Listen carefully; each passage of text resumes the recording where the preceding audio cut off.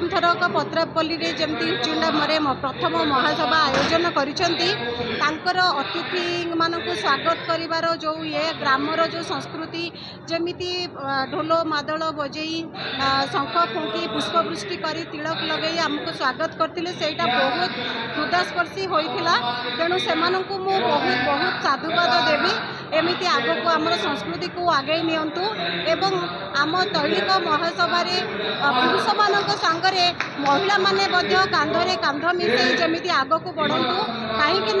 आमर वेदरे अच्छी यत्र नार्यस्तु पूज्यन्ते रम्यन्ते तत्र देवता जमिति नारी और पुरुष गोटे मुद्रार दुई पार्श्व परी से भली भाव में पुरुष और नारी माने एक संगे कांध मिसई जदि आगको चलवा आमर काली आमर तैलिक वैश्य समाज निश्चय उन्नतिर चरम सीमार पहुँचब ए सन्देह नहीं।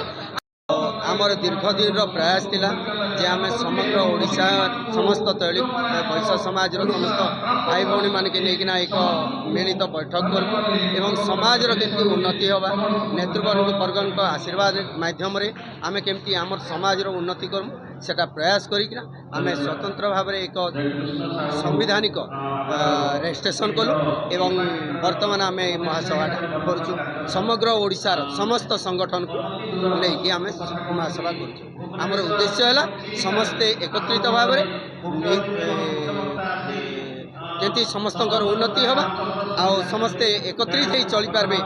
आमर भविष्य पीढ़ी केमती उन्नति करें तार मूल उद्देश्य रखिक ये महासभा आउ अखिल भारतीय तैलिक वैश्य समाज पत्रापाली उचिंडा गोटे महत उद्देश्य नहीं गठन कराई आमे समस्ते केमती एक ही आग को बढ़िया से गोटे प्रयास चली आमे आमर जो ओडिशार विभिन्न संगठन अच्छी तैलिक महासमाज समस्त को निमंत्रण करूँ एवं से माने केमिति आग को बढ़ुंट से जानापी ही यही महासभार उद्देश्य आमे यही अंचल जमीती चलुचु सेमिति चलू किंतु से माने केमिति आग को बढ़ुंट तार जो मंत्र को मंत्र नहीं से आग को बढ़ुंट से मंत्र जानी आमे केमिति आग को बढ़ू सेटा ही आमर प्रचेष्टा यही महासभार।